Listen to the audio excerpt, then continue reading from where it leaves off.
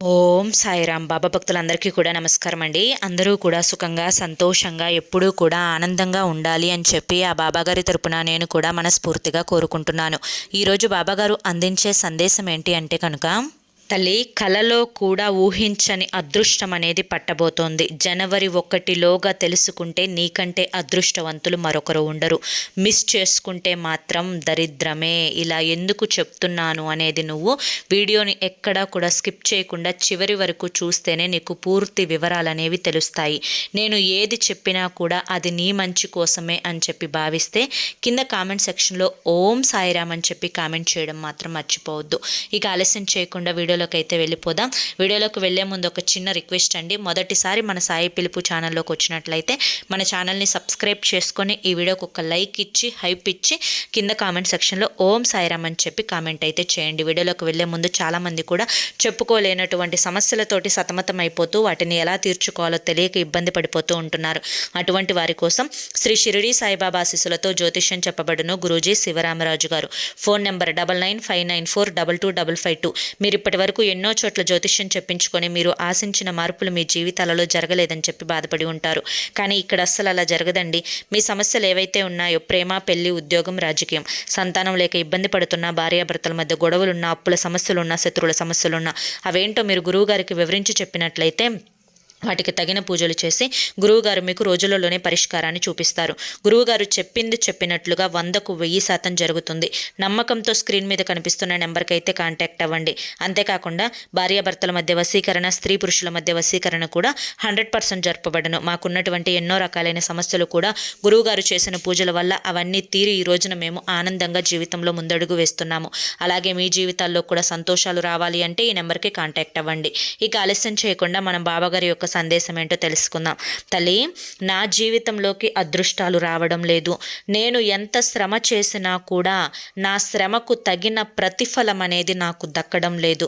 నేను ఎంత మంచితనంగా ఉన్నా కూడా నాకు చెడు మాత్రమే ఎదురవుతుందే తప్ప నా మంచితనాన్ని, నా ప్రేమను ఎవ్వరూ కూడా అర్థం చేసుకోవడం లేదు.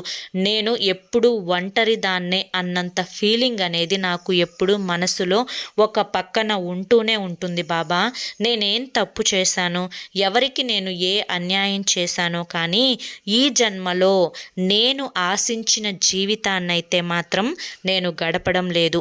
నేను కోరుకున్న జీవితం ఒకటైతే నేను అనుభవిస్తున్న జీవితం అయితే మరొకటిగా ఉంది. ఏది ఏమైనప్పటికీ కూడాను నా తలరాత ఇంతే కదా అని చెప్పి అన్నింటినీ సర్దుకొని జీవితంలో అలా అలా ముందుకు నెట్టుకుంటూ వెళ్ళిపోతున్నాను. కానీ ఒక్కొక్కసారి మనసు కంట్రోల్లో ఉండటం లేదు.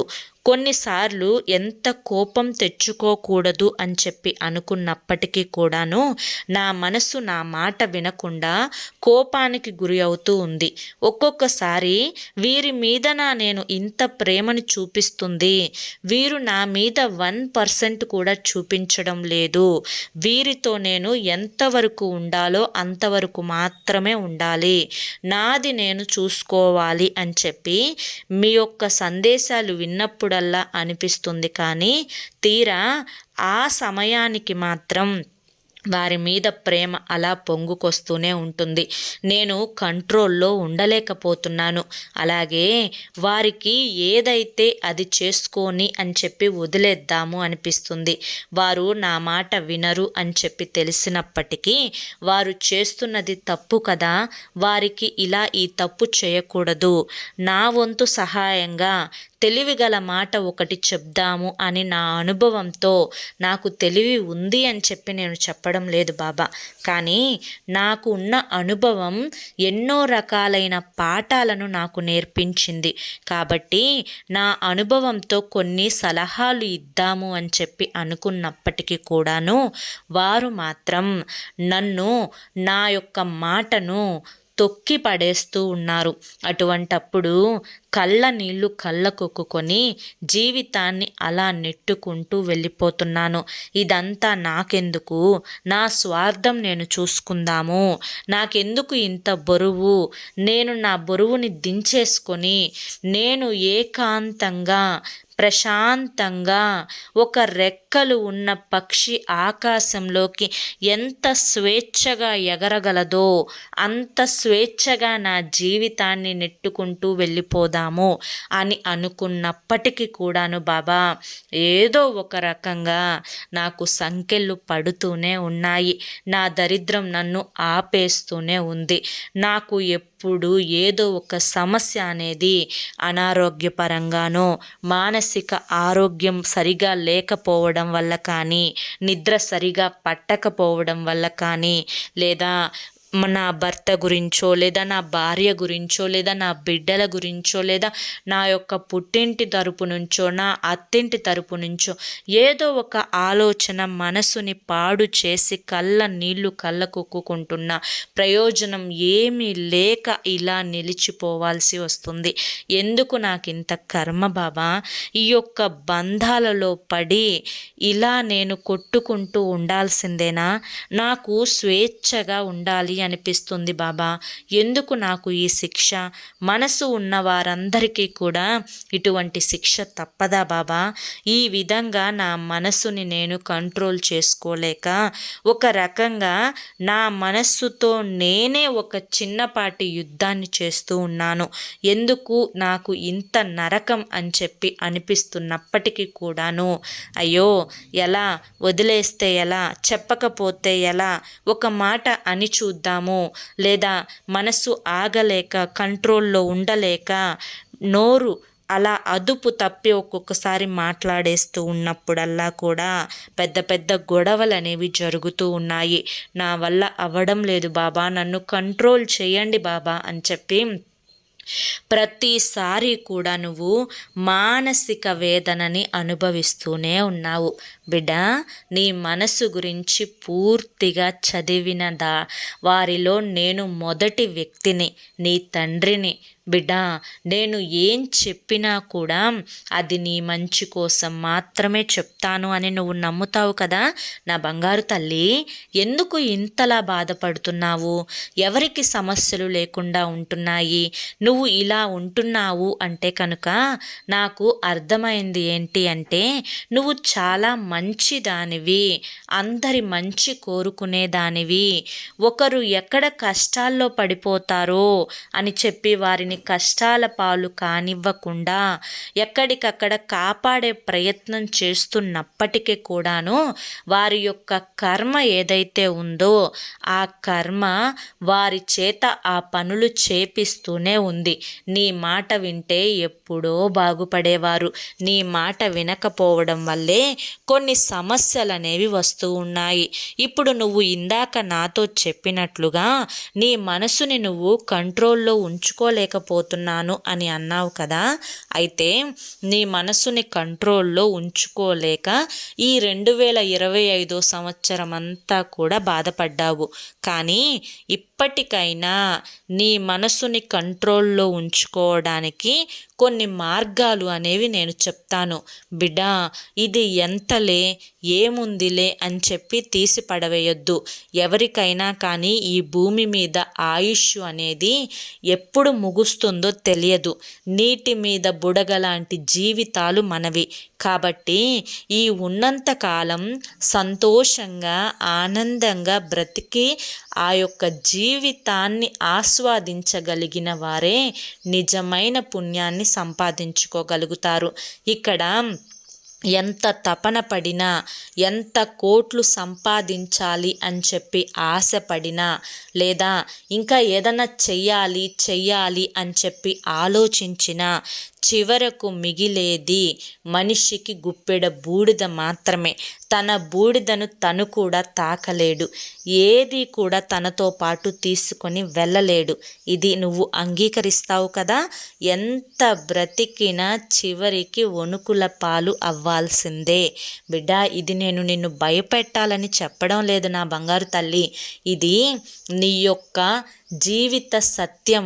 నీకు మాత్రమే కాదు, ఈ భూమి మీద నివసిస్తున్న ప్రతి ప్రాణి కోటి చివరికి తన యొక్క యొక్క ఆయుష్ వదలక తప్పదు, ఆ ప్రాణం వదలక తప్పదు.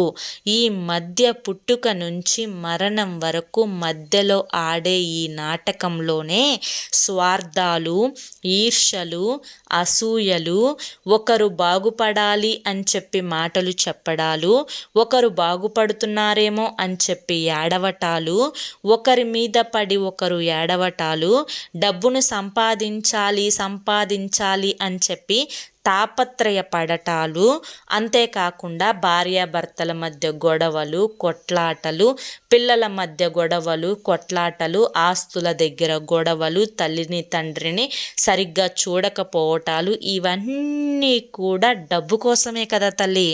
డబ్బుంటే సర్వం ఉన్నట్లు, డబ్బు లేకపోతే ఏమీ లేనట్లు. డబ్బున్నవాడు మరి కట్టలు పెట్టుకొని తన యొక్క చితి మీద పేర్చుకొని కాల్చుకొని తను వెళ్తూ ఆత్మతో పాటు ఆ కట్టలన్నీ తీసుకొని వెళ్తాడా?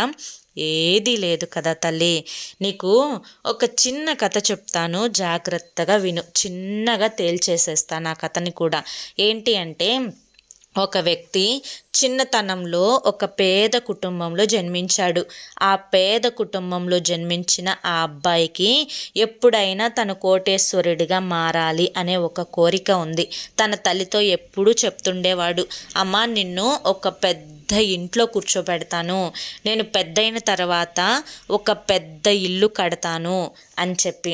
అలా అమ్మ చేయి పట్టుకొని నడుచుకుంటూ వెళ్తుంటే తనకి ఆశలకి తగ్గట్లుగా ఒక పెద్ద ఇల్లు కనిపిస్తుందన్నమాట. ఆ ఇంటిని ఎలాగైనా కొనాలి అనుకుంటాడు. అయితే ఆ ఇల్లు కొనాలి అంటే మాటలు కాదు కదా, కనీసం ₹1,00,00,000 కానీ ఉండాలి. ఈ పిల్లవాడికేమో 17-18 ఏళ్ళు ఉంటాయి. కష్టపడాలి అని నిర్ణయించుకుంటాడు.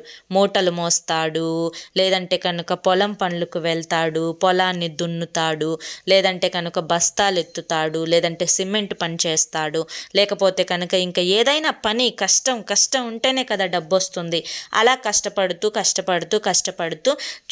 చూస్తూనే తన యవ్వన వయసు మొత్తం అయిపోయి చివరికి 52 సంవత్సరాలు వస్తాయి ఆ అబ్బాయికి. ఆ 52 సంవత్సరాలకి తను అనుకున్న సొమ్ముని తినకో కడుపుని కాల్చుకోనో రూపాయి కూడబెట్టి ₹1,00,00,000 సంపాదిస్తాడు. ఆ ₹1,00,00,000 తన చేతిలోకి వచ్చిన తర్వాత బిజినెస్ని అయితే స్టార్ట్ చేస్తాడనమాట. అలా చిన్నగా పెట్టిన బిజినెస్ కొంచెం పెద్దగానే డెవలప్ అవుతుంది. మంచిగా బిజినెస్ మ్యాన్ అయిపోతాడు. బాగా ఉంటాయి డబ్బులు, ₹1,00,00,000 కాదు ఇంకా ఎక్కువే ఉంటాయన్నమాట. ఈలోపే తన అమ్మ కూడా చనిపోతుంది. మరి ఆయనకే 52 ఏళ్ళు వస్తే ఇంక వాళ్ళ అమ్మకి చాలా పెద్ద వయసు ఉంటుంది కదా, ఏదో అనారోగ్యం వచ్చి చనిపోతుంది. అయితే తను కట్టాలి అనుకుంటున్న ఇల్లు కల్లే వెళ్ళి చూస్తాడు. అది పాతదైపోతుంది. అయినా ఇల్లే ఎందుకు కొనాలి, ఇంతకంటే మంచిది ఈ సిటీలో అసలు ఎక్కడా లేని ఇల్లు నేను కట్టాలి అని నిర్ణయించుకుంటాడు. దానికోసం ఆ ఇంజనీర్లను పిలిపిస్తాడు, సాఫ్ట్వేర్లను పిలిపిస్తాడు. అంత ప్లాన్ వేసుకొని చక్కగా ఇంటిని కడతాడు. మంచిగా తన కలలకు ఆశలకు తగ్గట్లుగా ఇల్లుంటుంది. గృహప్రవేశం జరుగుతుంది. కంటి నిండా పడుకుందాము అని చెప్పి గృహప్రవేశం అయిపోయిన రాత్రి మంచం మీద పడుకొని నేను అన్నీ సాధించాను, ఈలోపు తనకు పెళ్ళి కూడా అయిపోతుందిలే, పిల్లలు కూడా ఉంటారు, మంచి భార్య పిల్లలు, అమ్మనే ఉంచలేకపోయాను కానీ నేను అన్నీ అనుకున్నవన్నీ సాధించాను అని గుండెల మీద చెయ్యి వేసుకొని నిద్రపోతాడు. తన ఆయుష్ తీరే రోజైతే వస్తుందన్నమాట, అంటే అర్ధాయుష్. అయితే ఇక యమదూతలు అయితే వస్తారనమాట. యమదూతలు వచ్చి ప్రాణం తీసేసుకుంటే ఆత్మ ఆ ఇంటి చుట్టూ తిరుగుతుంది. ఏంటి మీరు నన్ను ఇలా తీసుకువెళ్ళిపోతున్నారు అంటే నేను చనిపోయాను అని చెప్పి అడుగుతాడు అనమాట. అవును నువ్వు చనిపోయావని చెప్పి యమదూతలు చెప్తారు. అయ్యో ఈ ఇంట్లో నేను ఒక్క రాత్రి కూడా సరిగా నిద్రపోలేదు. ఈ ఇంటి కోసం 17 సంవత్సరాల నుంచి కలలు కన్నా నేను. కనీసం నేను ఈ ఇంట్లో ఈ రూమ్ ఎలా ఉంటుంది, ఆ రూమ్ ఎలా ఉంటుంది అని సరిగ్గా చూసుకొని ఆ గదుల్లో పడుకున్నదే లేదు, కూర్చున్నదే లేదు. అప్పుడే నా ఆయుష్ తీరిపోయిందా అని చెప్పి అంటాడు. అప్పుడు యమదూతలు ఇంతవరకే నీ ఆయుష్ ఉంది అని చెప్పి చెప్తారు. ఈ కథ ద్వారా ఏం తెలుసుకోవాలి చేసుకోవాలి. 17 సంవత్సరాల నుంచి తను 52 సంవత్సరాల వరకు కూడా ఇంత కష్టపడింది, ఒక్క రాత్రి కూడా నిద్రపోలేని తన ఇంటి కోసమా? ఎక్కడ ఉంది చెప్పండి? ఒక్కసారి ఆలోచించుకోండి. కాబట్టే భగవంతుణ్ణి నమ్ముకోవాలి ఎప్పుడైనా కానీ. అతి ఆశలకి పోకూడదు. లేని దాన్ని కోసం ఎప్పుడు కూడా వెంట పడకూడదు. అందని ద్రాక్ష పులుపు అని వదిలేసేయాలి. ఏదైతే ఉందో అదే చక్కగా వాడుకోవాలి. దాంట్లోనే సంతోషాన్ని ఎత్తుక్కోవాలి, దాంట్లోనే ఆనందాన్ని ఎత్తుక్కోవాలి. కాబట్టే చెప్తున్నా తల్లి, జనవరి 1లోగా నువ్వు ఈ యొక్క సత్యాన్ని తెలుసుకో. ఈ పాత సంవత్సరం ఎలాగో అయిపోయింది. ఎన్నో కష్టాలతో, బాధలతో, సమస్యలతో, కొన్ని తీరని కోరికలతోటి అలా అయిపోయింది. కానీ జనవరి 1 నుంచి నువ్వు నీ కోసం బ్రతుకు. అతిగా దేనికోసం ఆలోచించకు, అతిగా ఆశపడకు. నీకున్న ఈ చిన్న జీవితంలో, అంటే నీకు ఏదైతే ఉందో, నీ దగ్గర 1,00,000 రూపాయలే ఉన్నాయి, సరే 50,000 ఉన్నాయి, దాంట్లోనే సంతోషాన్ని ఎత్తుక్కో, దాంట్లోనే ఆనందాన్ని వెతుక్కో.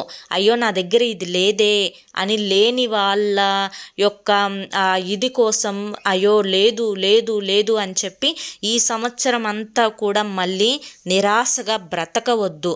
నీకంటే తక్కువ ఉన్న వాళ్ళని చూసి వాళ్ళ మీద నేను బెటరే కదా అని చెప్పి సంతోషపడు. ఈ జనవరి 1వ తారీఖు నుంచి ఇంట్లో చక్కగా నిత్యం దీపారాధన చేసుకో. మనశ్శాంతిగా ఉండు. కోపాన్ని తగ్గించుకో, ఆవేశాన్ని కంట్రోల్ చేసుకో. ఎవరికి ఏది గొప్పలు చెప్పడానికి ప్రయత్నించకు. ఎవరో ఏదో మెచ్చుకోవాలి అని చెప్పి వారి కోసం ఏది చెయ్యకు. ఎవరో ఏదో అనుకుంటారు అని చెప్పి నీ యొక్క పనితనాన్ని, లేదంటే కనుక నువ్వు చెయ్యాలి అనుకున్న దాన్ని పక్కన పెట్టేసేయకు. ఏది ఏమైనా కానీ నీకు నచ్చిన జీవితాన్ని నువ్వు గడుపు. ఒకరేమన్నా అనుకుంటారేమో, ఇది చేస్తే ఏదన్నా జరిగిపోతుందేమో అనే భయాలు పెట్టుకోవద్దు. గుండె నిండా ధైర్యాన్ని నింపుకో. ఆనందంగా ఉండు. నీ చుట్టూ పరిసరాలను ఆనందంగా ఉంచు. ఎవరి జీవితాలు వారివి. నీ భర్త మద్యం తాగుతాడా? చెప్పినంతకాలం చెప్పావు, ఇక వదిలేసేసాయి. దేనికోసం కూడా ఎక్కువగా ఆలోచించొద్దు. నీ పిల్లలకు మంచి చెప్పాల్సిన బాధ్యత నీకుంది కాబట్టి మంచి చెప్పు. కాస్త అర్థమయ్యేటట్లుగా 2-3 సార్లు చెప్పు. అలా చెప్పి ఆ తరువాత క్షణం నువ్వు వదిలేసేయాలి. దాన్నే పట్టుకోవద్దు. ఎవరి యొక్క సంతోషాలు ఎవరి చేతుల్లోనో పెట్టకూడదు. నీ సంతోషం, నీ ఆనందం నీ బిడ్డల చేతుల్లోనో, లేదా నీ భర్త చేతుల్లోనో, లేదా నీ భార్య చేతుల్లోనో పెట్టావు అంటే కనుక వారు నీతో ఒక ఆట ఆడుకుంటారు. నువ్వు ప్రేమించినంతగా వారు ప్రేమించాలి అని రూల్ లేదు. నీ జీవితం నీది, వారి జీవితం వారిది. నిన్ను నువ్వు ఆనందంగా ఉంచుకుంటూ, నీకు నచ్చిన పనులు చేసుకుంటూ, నిత్యం దీపారాధన చేసుకుంటూ చక్కగా ఈ 2026 సంవత్సరం అనేది హ్యాపీగా ఒక చిన్న లక్ష్యాన్ని పెట్టుకో. పెద్ద వాటికి ఆశపడకు. మొదట మెట్టు ఎక్కినప్పుడు మాత్రమే ఆనందం ఎంత బాగుంటుందో, అదే 10 మెట్లు ఎక్కిన తర్వాత అంత ఆనందం లభించదు. కాబట్టి చిన్నగా మెట్లు ఎక్కడం నేర్చుకో. పరిగెత్తుకుంటూ ఎక్కితే ఆయాసపడి పడిపోవటమే తప్ప ఉపయోగం లేదు. ఇక్కడ ఎవరిని మోసం చేయడం కానీ, లేదంటే కనుక ఎవరికి కూడా ఉన్న మాటలు లేని మాటలు చెప్పి గొడవలు పెట్టడం కానీ, ఇటువంటి వారి జోలికి వెళ్ళొద్దు. నువ్వు ఇటువంటి పనులు చేయొద్దు. ఎప్పుడైనా నీ ఆనందం, నీ సంతోషం, నీ ఆరోగ్యం, నీ చుట్టూ పరిసరాలు ఆనందంగా ఉంచుకోవడం. బంధాలకు విలువనివ్వు. ఎంతవరకు నీకు వారు విలువనిస్తారో అంతవరకు విలువనివ్వు. నీ బాధ్యతను నువ్వు నిర్వర్తించు. ఎంతవరకు నీ బాధ్యతో అంతవరకు మాత్రమే. అలా అని తిండి తిప్పలు మానేసి, నిద్ర మానేసి, ఎప్పుడు అదే ఆలోచనలో పడిపోయి నా జీవితం అయిపోయింది, నే బ్రతుకు ఇంతే, నా యొక్క జీవితాన్ని ఎవరు మార్చలేరు, ఈ జన్మకు ఇంతే అని చెప్పి నిన్ను నువ్వు ఎప్పుడూ కూడా తక్కువగా చేసుకొని చూసుకోవడం, తక్కువగా మాట్లాడుకోవడం, ఒకరికంటే నేను తక్కువ అని చెప్పి నిన్ను నువ్వు అవమానించుకోవడం, ఒకరి కోసం త్యాగం త్యాగం చేసి నీ సంతోషాలని చంపుకోవడం, నువ్వు చేయాలి అనుకున్న పనులు ఒకరి కోసం చేయకుండా ఉండటం, ఇటువంటివి ఏవి కూడా చేయకూడదు. ఎవరికి భయపడకూడదు. నీ జీవితం, నీ తల్లి నిన్ను గర్భంలో మోసి 10 నెలలు కని పెంచి ఇంతగా చేసింది నువ్వు ఒకరి కింద భయపడి, ఒకరి కింద లొంగి, నిన్ను నువ్వు టార్చర్ చేసుకుంటూ, ఒకరి కోసం ఏడుస్తూ ఇలా బ్రతుకుతావు అని కాదు. నిన్ను చిన్నప్పటి నుంచి కంటికి రెప్పలాగా కాచుకొని నిన్ను చూసుకుంది, నీకంటూ ఒక తెలివితేటలు ఏర్పరచుకొని నువ్వు ఒక స్టేజ్లో నిలబడాలి అని, నువ్వు ధైర్యంగా బ్రతకాలి అని ఏ తల్లైనా కోరుకుంటుంది. నీ తల్లి ఆశను నెరవేర్చి నువ్వు నీకు నచ్చినట్లుగా సంతోషంగా ఉంటూ నిన్ను నువ్వు చూసుకుంటూ ఈ జనవరి 1 2026 సంవత్సరం నుంచి నీ జీవితం అంతా కూడా ఆనందంగా ఉంచుకుంటావు అని చెప్పి నేను నిన్ను ముందుగానే హెచ్చరిస్తున్నాను. తెలుసుకొని మారతావా?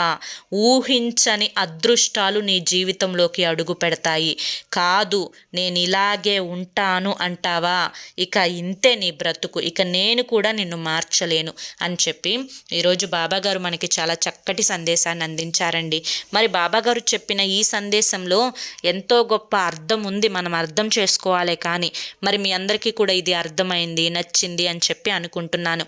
మరి నచ్చింది, అర్థమైంది అని చెప్పి అనిపిస్తే ఈ వీడియోకి ఒక లైక్ ఇవ్వండి. లైక్ ఇచ్చిన వెంటనే హైప్ అని వస్తుంది, హైప్ ఇవ్వండి. కింద కామెంట్ సెక్షన్లో ఓం సాయిరామ్ అని చెప్పి కామెంట్ చేయండి. మొదటిసారి మన సాయి పిలుపు ఛానల్లోకి వచ్చినట్లయితే మన ఛానల్ని సబ్స్క్రైబ్ చేసుకొని సపోర్ట్ చేయండి. మరి రేపు మరొక మంచి వీడియోతోటి మళ్ళీ కలుసుకుందాం. అంతవరకు కూడా బాబాగారి యొక్క ఆశీస్సులు మీ మీద, మీ కుటుంబ సభ్యుల మీద ఎల్లకాలం ఉండాలి అని చెప్పి మనస్ఫూర్తిగా కోరుకుంటూ సర్వేజన సుఖినో భవంతు. ఓం సాయిరామ్.